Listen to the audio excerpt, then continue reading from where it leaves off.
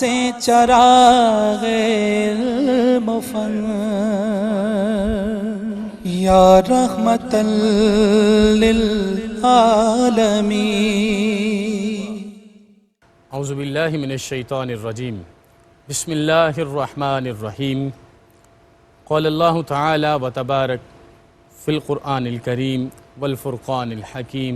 لہم البشریٰ فی الحیاۃ الدنیا وفی الآخرہ۔ صدق اللہ مولانا العظیم۔ ابتدا ہے رب لم یزل کے بابرکت اور عظیم نام سے جو آسمان اور زمین کا نظام چلانے والا ہے۔ اربہ درود و سلام کا نذرانہ سلطان عرب و عجم، ماہ عرب و عجم کے نام جن کے اسم مبارک کو احکم الحاکمین نے برکتوں سے مالا مال فرمایا۔ انتہائی ذی وقار ناظرین، ARYQ TV کے پلیٹ فارم سے زاد راہ کا ایک اور خوبصورت پیغام لے کے آپ کی خدمت میں سید عتیق الرحمن حاضر ہے۔ سلام ادب قبول کیجئے گا۔ ہم رمضان کے روزے بھی رکھ رہے ہیں اور یقیناً ہم لوگ تراویحوں سے بھی اپنی اللہ کے ساتھ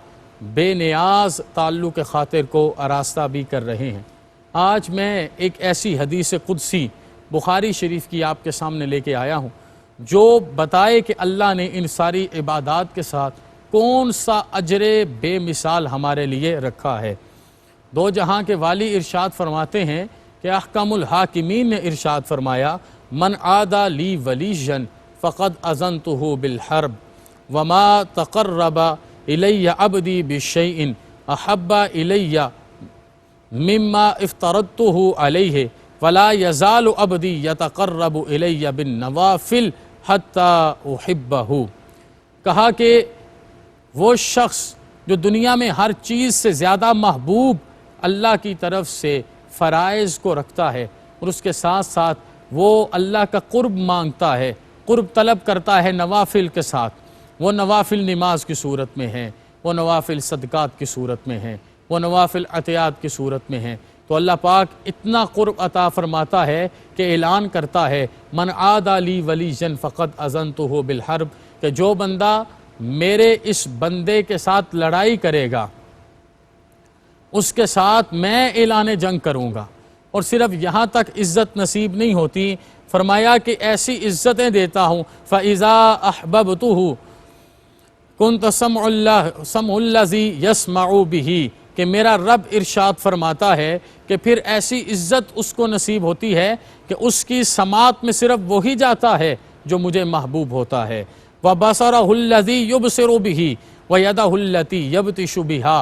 اس کی سماعت کے ساتھ ساتھ اس کی آنکھیں صرف وہی دیکھتی ہیں جو مجھے محبوب ہے، اس کے ہاتھ میں ہاتھوں کی طاقت بن جاتا ہوں اور اس کے ہاتھ وہی پکڑتے ہیں جو مجھے محبوب ہے۔ وَرِجْلَهُ الَّتِي يَمْشِي بِهَا وَلَئِنْ سَأَلَنِي لَأُوتِيَنَّهُ، حالت یہ ہوتی ہے کہ اس کے پیروں کو بھی سوائے میری رضا کے کسی طرف قدم اٹھانے کی جرت نہیں ہوتی، اور اس مقام پر وہ مجھ سے جو سوال کرتا ہے میں اسے عطا فرما دیتا ہوں۔ میں آپ کے سامنے ایک بڑی خوبصورت بات عرض کروں گا۔ حضرت عبداللہ بن مبارک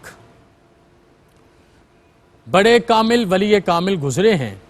انہوں نے ایک دن ایک جنگل کا سفر کیا، ایک نوجوان لڑکا ان کے ساتھ ان کی ملاقات ہو گئی۔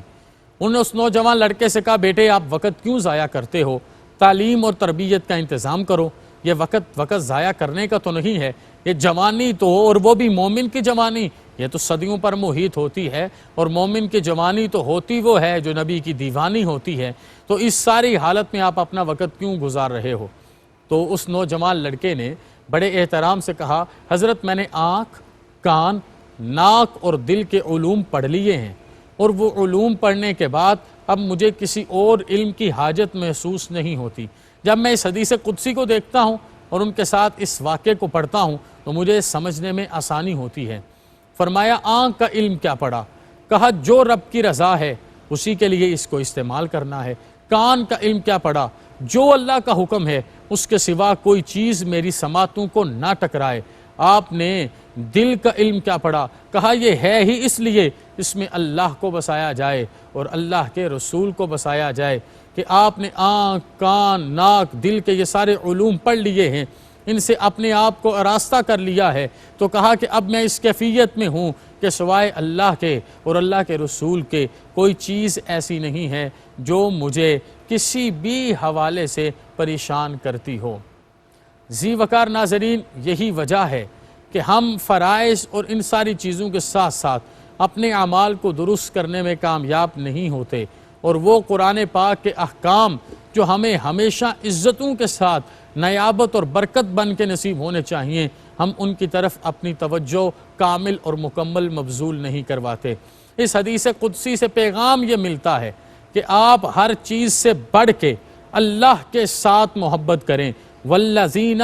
آمنوا اشد حبا للہ، اللہ کے ساتھ ایمان والو ٹوٹ ٹوٹ کے محبت کرو، عشق کی حدوں سے بڑھ کے محبت کرو، اللہ کی ذات کو ہر چیز سے بالا تر رکھو اور اس کے ہر حکم پر اپنا سب کچھ قربان کرو۔ یہ اس حدیث مبارکہ کا پیغام جو آج آپ کے سامنے بڑی آسانی کے ساتھ میں نے عرض کیا۔ اب دیکھیے، میرے اور آپ کے پاک آقا صلی اللہ علیہ وآلہ وصحبہ وسلم کے بارے میں روایت ہے، آپ اتنے نوافل پڑھتے، آپ اتنی عبادات کرتے، حتیٰ تورمت قدماہ،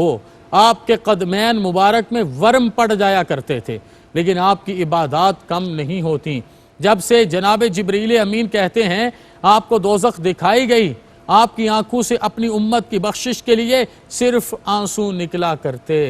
اتنا کرم کون کرے؟ سلام اس پر کہ جس نے بے کسوں کی دستگیری کی، سلام اس پر کہ جس نے بادشاہی میں فقیری کی، سلام اس پر کہ جس نے خون کے پیاسوں کو قبائیں دیں، سلام اس پر کہ جس نے گالیاں سن کر دعائیں دیں۔ وہ جو غار حرا سے لے کے اپنی زندگی کے آخر ظاہر تک اپنی امت کے لیے رب حبلی امتی کا اعلان کرتا رہا، تو اتنی عبادت فرماتے کہ اللہ کو قرآن پاک میں کہنا پڑا، یا ایہا المزمل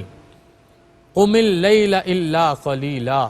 نصفہ او انقص منہ قلیلا او زد علیہ ورتل القرآن ترتیلا۔ یہ حکم ارشاد فرمایا اور بڑے لاڈ سے ارشاد فرمایا، بڑے چاؤ سے ارشاد فرمایا۔ تو یہ میرے نبی کا بتایا ہوا طریقہ ہے، یہ ہمارے حبیب کا بتایا ہوا رستہ ہے کہ صحابہ کرام کا آپس میں کمپٹیشن ہو جاتا، مقابلہ ہو جاتا کہ کون زیادہ نوافل پڑھے گا، کون زیادہ نوافل ادا کرے گا۔ آج دیکھیے رمضان المبارک ہے اور اعتکاف کی آمد ہے، اعتکاف قریب ہے، ہمیں اعتکاف کی تفہیم کو سمجھنا ہے۔ میرے اور آپ کے آقا صلی اللہ علیہ وسلم نے یہ اعتکاف کی نعمت مجھے اور آپ کو اسی لیے ہی تو عطا فرمائی ہے کہ ہم خالصتاً اللہ کی رضا کے لیے من احب للہ کے مصداق اصل بن کے ایسے 10 ایام 10 راتیں گزاریں، پورا ماہ گزاریں یا 3 دن 3 راتیں گزاریں، زیادہ سے زیادہ، درمیان یا کم تر، جو بھی آپ کرنا چاہیں آپ وہ کریں، لیکن اس میں دنیا شامل نہ ہو سوائے اللہ اور اس کے رسول کی رضا کے۔ ہمارے آج کے قول بے اثر کیوں ہیں؟ ہماری آج کی تقاریر انسانوں کی تربیت کیوں نہیں کرتی؟ ہمیں آج وہ خشوع و خضوع، وہ لذت، وہ رونق کیوں نصیب نہیں ہوتی؟ اس کے پیچھے سب سے بڑی صرف ایک وجہ ہے، اور وہ وجہ یہ کہ ہمارا وہ تعلق خاطر کمزور پڑ گیا جس کے بارے میں یہاں ارشاد فرمایا گیا، وہ سماعت ہو، وہ آنکھ ہو، وہ ہاتھ ہو، وہ پاؤں ہو، وہ دل ہو، وہ جوانی ہو، صرف اللہ کی رضا کے لیے ہے۔ اور اللہ کی رضا حقیقت میں سید عالم صلی اللہ علیہ وآلہ وصحبہ وسلم کی ہی تو رضا کا نام ہے۔ ذی وقار ناظرین، اس حدیث مبارکہ سے مجھے اور آپ کو جو پیغام ملا، اس پیغام سے اپنے دامن کو بھریے، اپنے دل کے پیالے کو درست کیجئے، اللہ کی رحمتوں سے، برکتوں سے، رفعتوں سے اپنا حصہ وافر ضرور حاصل کیجئے۔ میں آپ کی خدمت میں اگر صحابہ کرام کی زندگی بیان کروں، تابعین و تبع تابعین کی زندگی بیان کروں، یقین کریں آپ حیران ہو جائیں۔ سید عالم صلی اللہ علیہ وسلم کے خاندان سے حضرت امام حسن انور کی صاحبزادی حضرت سیدہ نفیسہ اس حدیث کی مصداق کامل ہیں، اور حضرت سیدہ نفیسہ وہ ذات ہیں جن کے بارے میں جناب امام احمد بن حنبل نے بھی یہ کہا کہ اگر ان کی زندگی میں میرا جنازہ جائے تو ان کی دہلیز کے سامنے سے گزاریے گا۔ آپ نے اپنی پوری زندگی میں عبادت کو، زہد کو، تقوی کو، ورع کو پکڑ کے رکھا اور پھر ہمیشہ اسی پر ہی اپنی جان آفرین کے حوالے کر دی۔ حتیٰ کہ کیفیت یہ تھی کہ آپ روزے کی کیفیت میں ہیں اور آپ کا وقت آخر آ جاتا ہے، آپ کو طبیب کہتا ہے کہ آپ اپنا روزہ توڑیں تاکہ میں آپ کا علاج کر سکوں، حالانکہ آپ کے بچنے کا امکان نظر نہیں آتا، تو آپ کی آنکھوں میں آنسو آ گئے۔ کہا کیسی بات کرتے ہو، میں تو 30 سال سے روزے رکھتی ہی اس لیے ہوں کہ کب وہ وقت آئے اور مجھے اللہ کے حضور حاضر ہونا پڑے اور میرے جسم میں روزے کی کیفیت ہو اور میں روزے کی حالت میں اللہ کی جناب میں حاضر ہو جاؤں، میرا رب پردہ پوشی بھی کرے، میرا رب کرم اور فضل بھی کرے۔ یہ وہ ہیں جن کا کبھی خالی بال بھی کسی نے نہیں دیکھا، اللہ نے انہیں کون سی توفیق عطا فرما دی، اللہ نے انہیں کون سی خیر عطا فرما دی، اللہ نے انہیں کون سا مقام عطا فرما دیا۔ یقیناً یہی مقام محبت ہے کہ رب کی رحمتیں ان کے شامل حال ہو جاتی ہیں۔ اسی طرح اگر آپ سید عالم صلی اللہ علیہ وسلم کے صحابہ کے بعد تابعین تبع تابعین میں سے جناب حسن بصری کو دیکھیں، جناب رابعہ بصریہ کو دیکھیں، آپ کو ان کی زندگی اسی ایک مشن پر عمل کرتے ہوئے نظر آتی ہے۔ میں آپ کی خدمت میں عرض کروں، آج کے زمانے میں یہ مقام نصیب ہو سکتا ہے اگر ہم اپنی زندگی میں سے تمام لغویات کو نکال کے تمام فرائض کو شامل کر لیں، اللہ کی رحمتوں میں آ جائیں اور حقیقی زاد راہ اپنے لیے استوار کریں۔ جناب حضرت سیدنا امام مالک کے بارے میں آتا ہے کہ آپ مسجد نبوی شریف سے باہر تشریف لے جاتے تو آپ کے جسم کی کیفیت ہی اور ہو جاتی اور آپ دوڑ کے مسجد نبوی شریف میں واپس آتے تاکہ میں نے فرائض اور نوافل جو ادا کرنے ہیں وہ سید عالم کی خدمت میں ادا کروں، اور اگر میری زندگی کا آخری وقت آنا ہے تو حضور کے قدمین شریفین میں آنا چاہیے۔ آپ اگر ایک ایک ذات کو اٹھائیں گے تو آپ کو یہی پیغام ملے گا، آپ کو یہی آراستگی نصیب ہو جائے گی۔ میں حوالہ دینا چاہوں گا حضرت امام علی زین العابدین علی بن حسین سلام اللہ علیہم کے رسالۃ الحقوق سے کہ آپ نے ارشاد فرمایا تمام حقوق میں سے سب سے پہلا حق اللہ کا ہے، سب سے پہلے اللہ کا حق ادا کرو۔ یہ جو آپ فرض نماز میں سجدہ کرتے ہو یہ فرض کی ادائیگی بعد میں ہے، آپ اللہ کا حق ادا کرتے ہیں، اور اگر آپ اللہ کا حق ادا نہیں کرتے تو اگلے 49 حقوق آپ صبح شام بھی ادا کرتے رہیں تو آپ کو وہ کاملیت نصیب نہیں ہو سکتی جو اللہ کا حق ادا کرنے سے آپ کو اللہ کی رضاؤں سے نصیب ہو جائے گی۔ اس لیے مجھے اور آپ کو اسی تفہیم سے سمجھنا ہے، اسی تفہیم سے سننا ہے، اسی تفہیم سے پرکھنا ہے اور اپنے آپ کو بہتر کرنا ہے۔ اگر ہم اپنی زندگی کو